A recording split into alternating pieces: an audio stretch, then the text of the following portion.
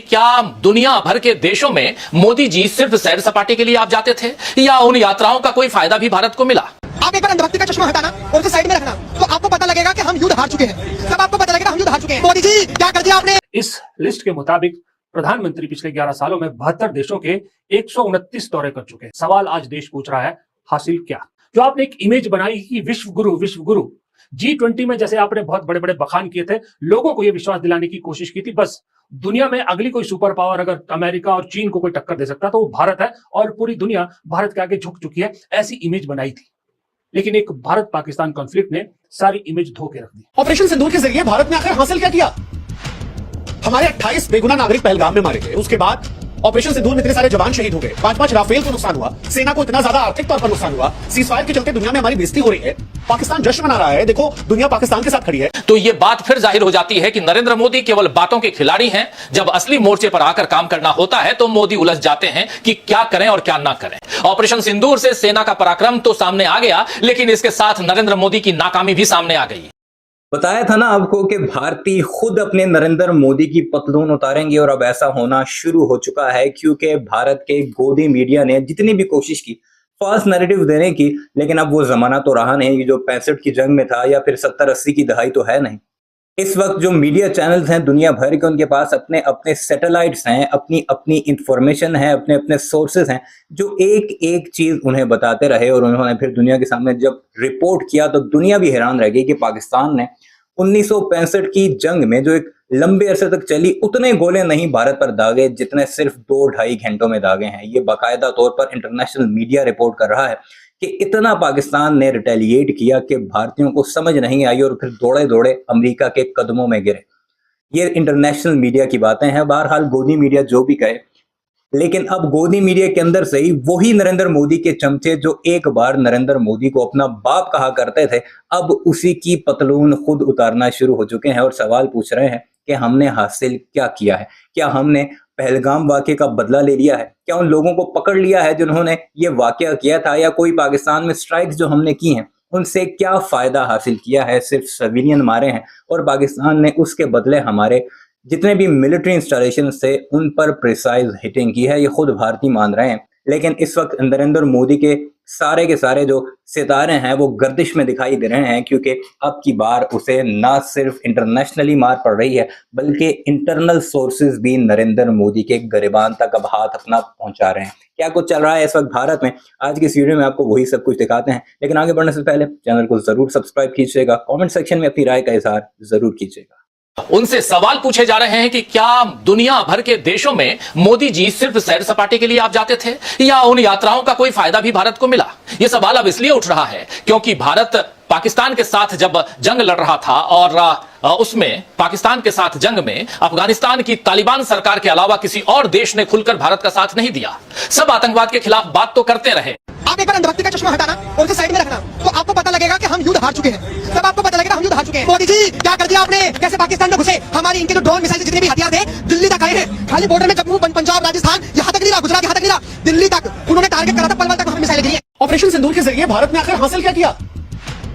हमारे 28 बेगुना नागरिक पहलगाम में मारे गए। उसके बाद ऑपरेशन सिंदूर में इतने सारे जवान शहीद हो गए, 5-5 राफेल को नुकसान हुआ, सेना को इतना ज्यादा आर्थिक तौर पर नुकसान हुआ, सीजफायर के चलते दुनिया में हमारी बेइज्जती हो रही है, पाकिस्तान जश्न मना रहा है, देखो दुनिया पाकिस्तान के साथ खड़ी है। भारत को खुद दूसरे देशों को बताना पड़ा कि यह कार्रवाई क्यों हुई और अब अपना पक्ष मजबूत करने के लिए सभी दलों का प्रतिनिधिमंडल यानी एक डेलीगेशन अलग अलग देशों में सरकार भेज रही है। दरअसल 22 अप्रैल से अब तक के घटनाक्रम को देखें तो यह बात फिर जाहिर हो जाती है कि नरेंद्र मोदी केवल बातों के खिलाड़ी हैं। जब असली मोर्चे पर आकर काम करना होता है तो मोदी उलझ जाते हैं कि क्या करें और क्या ना करें। यानी उनमें नेतृत्व क्षमता की कमी है। मंच पर खड़े होकर टेलीप्रॉम्प्टर के जरिए भाषण पढ़ लेने से या अलग अलग परिधानों में, लिबास में फोटो खिंचाने से कोई असली नेता नहीं बन जाता है दोस्तों। नेता तो वो होता है जिसके फैसलों पर सबको यकीन होता है और सब जिसकी बात सुनते हैं। लेकिन देश की तो छोड़िए, बीजेपी का हाल ऐसा है कि वहां कोई अपने नेता की तिरंगा यात्रा निकालती है ताकि ऑपरेशन सिंदूर का सियासी फायदा लिया जाए और उधर उसके नेता सेना के खिलाफ बयान देने के साथ साथ तिरंगा से पसीना पोंछते हुए दिखते हैं। बीजेपी नेता राहुल गांधी पर सवाल उठाते हैं कि वो बिहार आकर राजनीति क्यों कर रहे हैं, क्यों पहलगाम में जाकर पीड़ितों के पास नहीं जाते, और ऐसा कहकर वो मोदी को ही कटघरे में खड़ा करते हैं, क्योंकि मोदी आज तक न पहलगाम पीड़ितों से मिलने गए और न ही सचिव विक्रम मिश्री जब सरकार के निर्देश पर ही सीज फायर की सूचना देते हैं तो उन्हें ट्रोल किया जाता है। सरकार ने साफ साफ अब तक नहीं बताया है कि देश भी युद्धरत है या जंग खत्म हो चुकी है या कुछ समय के लिए रोकी गई है। न जाने किसके निर्देशों का इंतजार मोदी कर रहे हैं। उधर विदेश मंत्री एस जयशंकर का भी एक बयान आया है जिसमें वो कह रहे हैं कि हमने पाकिस्तान को बता दिया था कि हम आतंकी ठिकानों पर हमला करेंगे, सेना पर नहीं। सेना के पास अलग रहने का ऑप्शन था, लेकिन पाकिस्तान ने हमारी अच्छी सलाह नहीं मानी।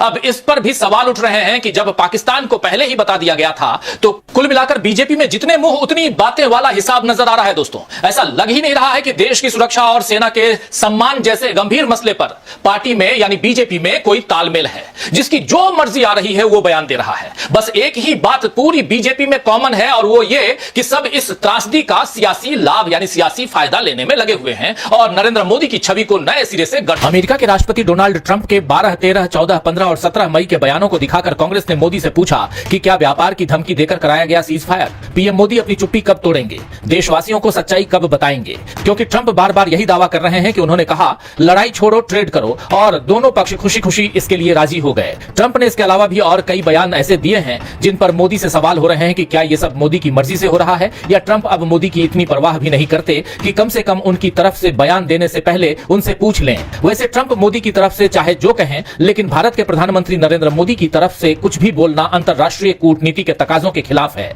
यह सरासर देश की संप्रभुता पर हमला है, मगर मोदी इस हमले को देखकर भी खामोश हैं। पिछले एक सप्ताह से ट्रंप ऐसे ही बयान दे रहे हैं और मोदी ने आज तक इसका न खंडन किया और न ही आलोचना की। और जब बीजेपी सांसद कंगना रनौत ने ट्रंप की आलोचना की तो वो ट्वीट भी जेडी नड्डा ने हटवा दिया। इसका मतलब बीजेपी का यह आधिकारिक स्टैंड है कि कुछ भी हो जाए ट्रंप की बुराई नहीं करनी है। तो बीजेपी और मोदी ट्रंप के सामने इतना झुक गए हैं कि यह सवाल लगातार पूछा जा रहा है। इसका जवाब तो बीजेपी दे नहीं रही और कह रही है कि सेना मोदी के चरणों में नतमस्तक है।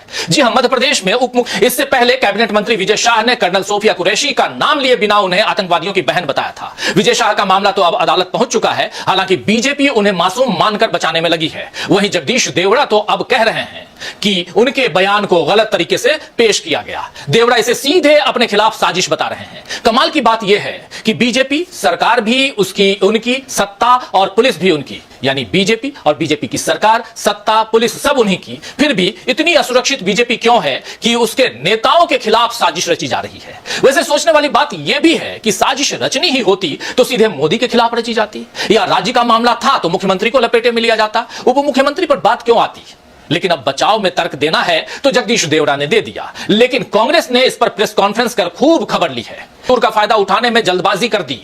बीजेपी को लगा होगा कि लोहा गर्म है तो अभी चोट करनी चाहिए, लेकिन ऐसा लग रहा है कि हथौड़ा लोहे की जगह पार्टी पर ही पड़ गया है। ऑपरेशन सिंदूर से सेना का पराक्रम तो सामने आ गया, लेकिन इसके साथ नरेंद्र मोदी की नाकामी भी सामने आ गई। मोदी में अपने फैसलों को लेकर आत्मविश्वास था तो उन्हें विपक्ष के सवालों का जवाब देना चाहिए था। दोस्तों, मेरे हाथ में ये पेपर है। ये कागज क्या है आप जानते हैं? ये कागज है उसकी डिटेल जो प्रधानमंत्री ने पिछले 11 सालों में विदेश दौरे किए हैं।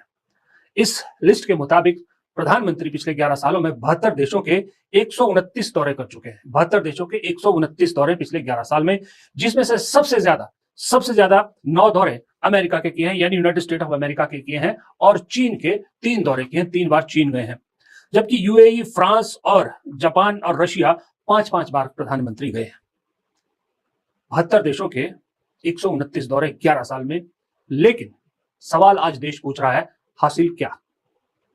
क्योंकि अभी जो दिखा इस देश को, इस दुनिया को, उसके हिसाब से तो यह दिखा कि यह 72 देशों के 129 दौरों का फायदा तो कुछ नहीं हुआ।